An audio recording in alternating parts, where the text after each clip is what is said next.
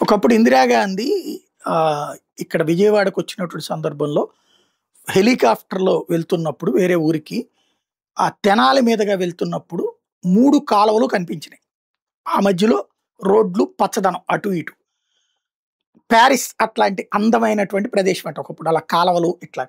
కాబట్టి దాన్ని ఏంటి ఈజ్ ఇట్ పారిస్ అంటే, లేదమ్మా తెనాలన్నారట. ఓహ్! ఆంధ్ర పారిస్ అందట.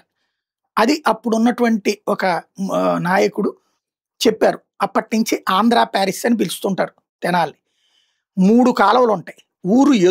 ఊరు పురోగమనానికి, తిరోగమనానికి కూడా అదే కారణం. పురోగమనానికి అదే కారణమైందేంటంటే, నీళ్ళకి ప్రాబ్లమ్ లేదు. చక్కటి ప్రదేశం. అదే సందర్భంలో తిరోగమనానికి కారణం ఎందుకయిందంటే, ఆ 3 కాలువల కారణంగా ఊరిని ఎక్స్‌పాండ్ చేసుకోలేకపోతున్నారు.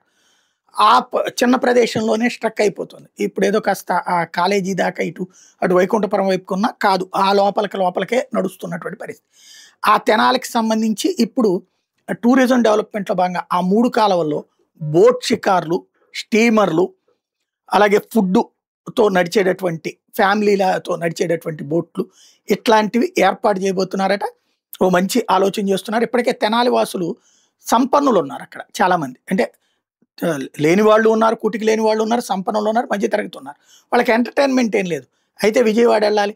లేదంటే అక్కడ ఇప్పుడు ఈ మధ్యన కాస్త 3 స్టార్ హోటల్స్ టైప్‌లో కొన్నొచ్చినాయి. అక్కడికెళ్ళి రెస్టారెంట్‌లో తినాలి.